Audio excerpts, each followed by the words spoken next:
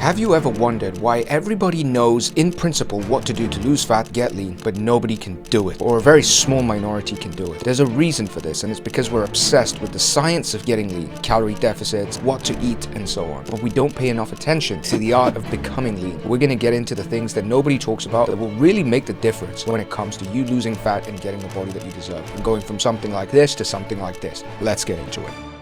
Just about every person that is watching this right now knows exactly what they need to do to lose fat and get lean. And if you don't know exactly what to do, you could just go on Google, ChatGPT, and ask a few questions and know the science, the calorie deficit, how much to eat, what foods will give you a calorie deficit given your shopping environment. Literally, you could ask these questions, give it your parameters, and get not just an answer, but a personalized answer that you can apply in your current situation. So why is it that you're still not lean? Why is it that you're carrying all this fat, overweight, chubby, just like I used to? What's going on? Well, one thing that is apparent right away is that information is not the thing that's keeping you stuck. It's not because you don't know it. It's because despite the fact that you know these things, you're not actually doing the things that will move the needle. So you got to ask the next question. Why are you not doing the things that you know you have to do? And this gets to the art, okay? It's not about the science. It's not about the knowledge. It's about the art. There's an art of getting lean, and that's what I want to share with you. And the first step to learning the art is realizing that it's not just the science. It's not just the calorie deficit, the 10K steps, the macros, the protein, the workouts. Of course, those things are important. I talk about them all the time, but there's something else. And in fact, I'd say if the science is the 20%, the other stuff, the 80%, that's the art. That's the stuff that's going to get you to apply the 20%. Next, the biggest issue that people have when it comes to getting lean is that they think of it as a step. Let's say you want to become a wealthy person and you have a step, which is to win the lottery. You win the lottery, you've done it, now you're wealthy. In the short term, that can be true because you made a ton of money. But what do they say about people that win the lottery? They lose their money within a year or two, okay? They become poor again. So what is actually going on is that because you thought of it as one short-term step to get to your goal, you don't actually know how to keep it. So whatever you achieved is very short-term and you lose it all. You think, okay, I'm going to get lean and I have to go through this period, this step, this thing for a few months, for a year, for two, whatever period you set yourself. And you say, I'm going to do this thing, this diet that somebody recommended, this training plan that's like 12 weeks, 24 weeks, 6 months, whatever it is. You see it and you're like, I'm going to do this and that's what's going to get me from this to this. And that makes sense, right? Even as I say it, that kind of makes sense in your brain. Wrong. That's not how you get lean. In the mindset, you have to let go of this idea that you're doing this thing that this YouTuber, influencer, coach, or PT told you for a little bit, and then you're going to get to your goal. Stop thinking of it like that. Think of it as a lifestyle, something that is going to become who you are, part of your lifestyle of just how you move and how you live. Next, let's say you and I were both beginners at surfing, okay? And that's true. I'm a total beginner at surfing. And we went and we started surfing, and let's say you fall off 20 times, I fall off 40 times on the board. On day 3, I come up to you, I say, you know what? This is BS. I keep falling off this bloody board. I just can't do it. This is BS. I'm just clearly somebody that can't do surfing. I suck. And then I just give up. What would you say? What would you actually think in that moment? You'd be like, dude, first of all, you're a beginner. Second of all, everybody falls off the board when they first start. Third of all, you fell off 40 times 2 days ago. Now you only fell off 20 times. You're getting better. And finally, everybody has to fall off as a way to get better. That's what you'd probably tell me in your reasonable brain, right? Unless you're the guy that's freaking out and I'm the one telling you that. You have to take your past failures as experience rather than evidence. Most people take past failures as evidence that they cannot do something. Maybe you failed at public speaking in school. Maybe you tried a business idea and it didn't work out. Maybe you approached a girl in the bar and she blew you off. You take these past experiences as evidence of you not being good at something, of you just being inadequate. But just as the surfing example showed, it doesn't show anything like that. It's not evidence of you as a person. It's experience that if you use in the right way, you'll be able to succeed. It's the same thing with weight loss. You see where I'm going with this? Most people tried a lot of things. Extreme diets, salad-only diets, vegetarian, vegan, whatever the hell thing you tried. It didn't work, right? You bounced back, or it worked for a period, you regained the weight, and all these things happen and you're like, I'm just not made for this. I tried it in the past. Here's all this evidence that I failed.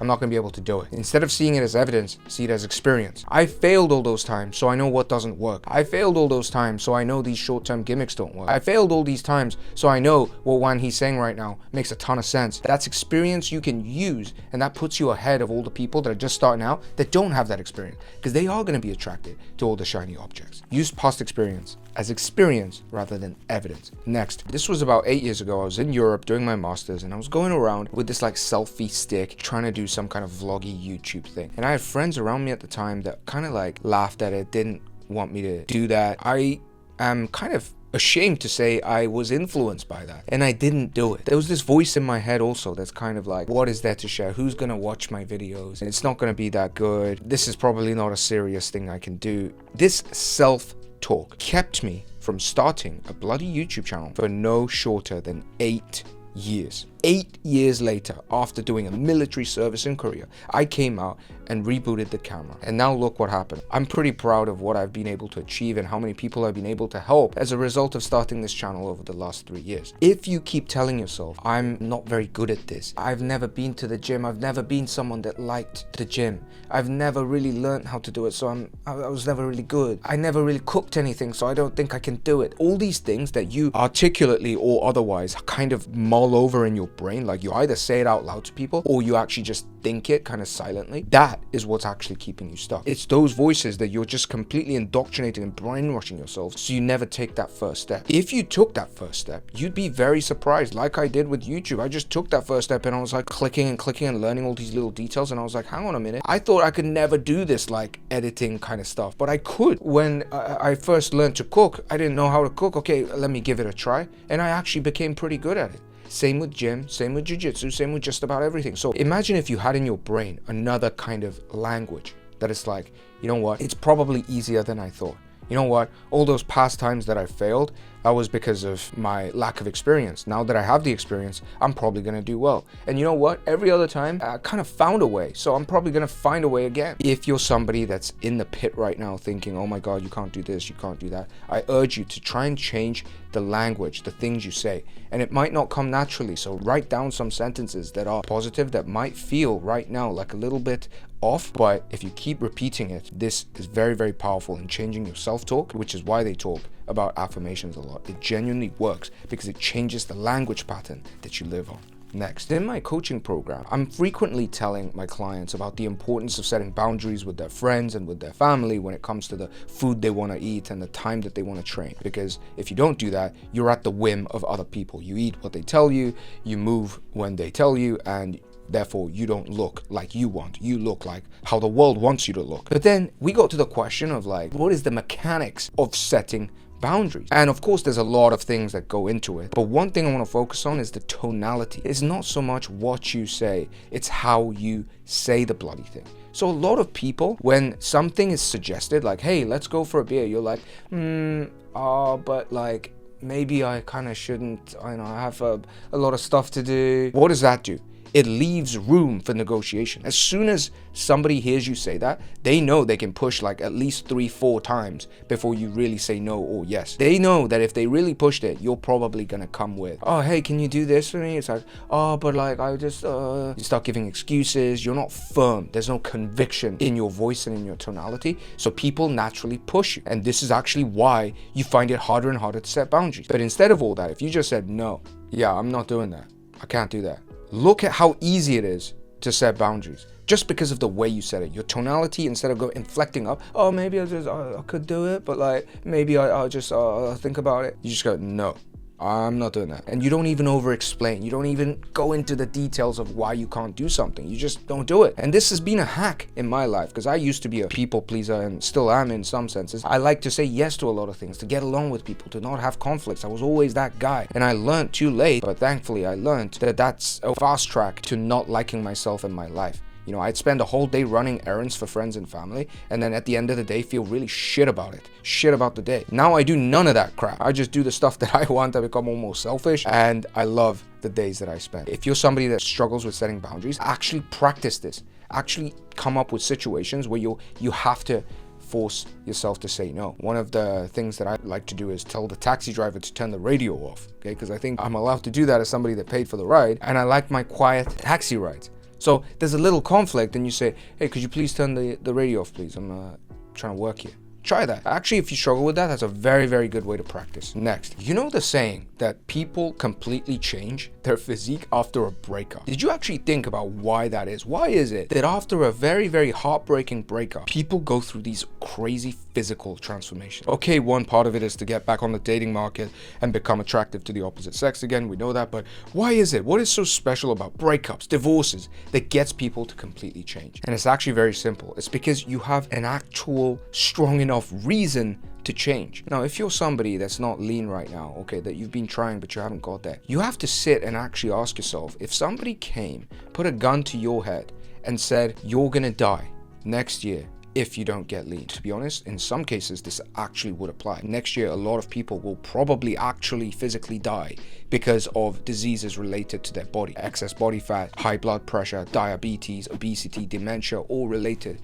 to your metabolic habits. So that's gonna happen. It's not even a far-fetched claim. Now, let's say somebody said that. I mean, I'm not saying you're in that case. You're probably definitely not. If somebody said, gun to your head, next year you're gonna die, or a relationship that you absolutely cherish now, it will break up. 100% guaranteed, because I've seen the future. If you stay at this current level of body fat, your girlfriend's gonna leave you. Let's say, for the thought of a thought experiment, that were the case. You would have a strong enough emotional reason to actually change. So what does that tell you? Right now, you kind of think the idea of getting lean is nice. You entertain the idea of living healthy and just being there. But there's not a strong enough reason. It's not emotionally compelling enough for you to actually take those actions and sacrifices. So you don't do it. So you half-ass it. And then you blame it on your metabolism. You blame it on the training routine. You blame it on the diet. You blame it on your friends. Let me tell you right now, when I had a health scare, I completely changed the way I was eating. There was nobody that needed to tell me anything. When I had an injury, I didn't need discipline to do rehab exercises. I just wanted to get out of pain. Human beings, if you think about it, we're simple creatures. So if you understand this, you need to come up, conjure up, create a strong enough emotional reason for you to change. And this is one of the things that people lack the most. You give me a guy who's super motivated and has that emotional leverage, I will get that guy lean, absolutely no problem. It's the easiest thing I can do. I just give him the system and it happens. That's what happens with all the clients that I coach that have that desire. But if you give me a guy that doesn't have that desire, all the best programming, the diets, it's just not gonna work. By the way, if you are that guy that has that desire and the emotional reason to really change this year, then apply for my coaching program below. I'd love to help you take the next steps, just give you all my systems and get you in the best shape this year. Hit the link below if you want the coaching. And by the way, if you just want the training program that I use to build my physique, you can grab Aesthetic Body Blueprint. I'll leave both of those links down below. And with that said, let's get on to the next point. And that is that your identity, who you are, must match that of a person with a lean physique. This is the ultimate hack that will keep you lean for the rest of your life. Now, to illustrate this, because you might think this is some kind of wordplay, let me ask you a question. Maybe you have a friend that is vegetarian. Maybe you have a friend that is carnivore or a vegan, or somebody that just never smoked in their life and doesn't smoke. How much difficulty do they have when it comes to not smoking, when it comes to not eating meat if they're vegetarian? How hard is it for them to not eat meat? It's not even an issue. A vegetarian will go to the grocery store and walk right past the best steaks in the world and never even have to think about it because he's vegetarian. He's not doing a vegetarian diet for 3 months because he wants to get lean. He just is vegetarian. Same with your friend that never smoked and just doesn't smoke. It's not like he's doing a 3-month no smoking challenge. His identity, maybe for whatever reason, is I don't smoke. I just don't do that stuff. It doesn't resonate with me. And for him, he doesn't have that temptation. When you're in the smoking area after like going to a club or outside the bar and you have that urge to puff a cigarette, he don't have that because his identity, who he is, what he believes in, his core values, his lifestyle, who he thinks he is, just doesn't align with that kind of activity. If you had an identity of the lean person such that staying lean was as easy as that vegetarian to not eat meat, as that non-smoker to not smoke, how easy do you think it will be to not only get lean but just stay lean and be lean for the rest of your life? It's super duper easy. This is the true secret. Now you might be wondering, how do you get that identity? Now there are 2 ways. Number 1 is you got to go to a big episode of pain. Number 2, you got to go through a lot of effort over a long period of time. There's just no 2 ways about it. But one thing that is apparent is the core values, okay? If you have certain core values like that non-smoker has, like that vegetarian usually has, a lot of these people that commit to these kind of identities have values, moral and ethical values associated with why they do something. If you can associate your core values, the values that you consider to be important in your life, such as health, fitness, enjoyment, and bodily excellence, and growth, and discipline, resilience, if you have certain values that promote a lean body, that just align with your core values, this is a very good way to align your identity with that of a lean person, which will make everything we talked about so far super easy, and you will get lean effortlessly. This is the kind of identity shift we want to cause. This is the kind of thing that we talk about inside my coaching program that's going to help you not just build muscle, not just lose fat, but really change from within. Really change your mindset, your self-talk, your experience, and just have this very, very positive mindset when it comes to getting lean. And that's why we get great transformations. That's why my clients are very happy, all right? If you want to join the group, if you want to join my coaching program and experience it yourself to change not just the way you look, but the way you think about this entire process that makes it easy, long-term, and sustainable, hit the link and apply for the coaching below. I hope you enjoyed this video. Share it with a friend who's just going at it too much scientifically and needs an upgrade in the mindset to get lean. Hope you enjoyed the video. See you next week.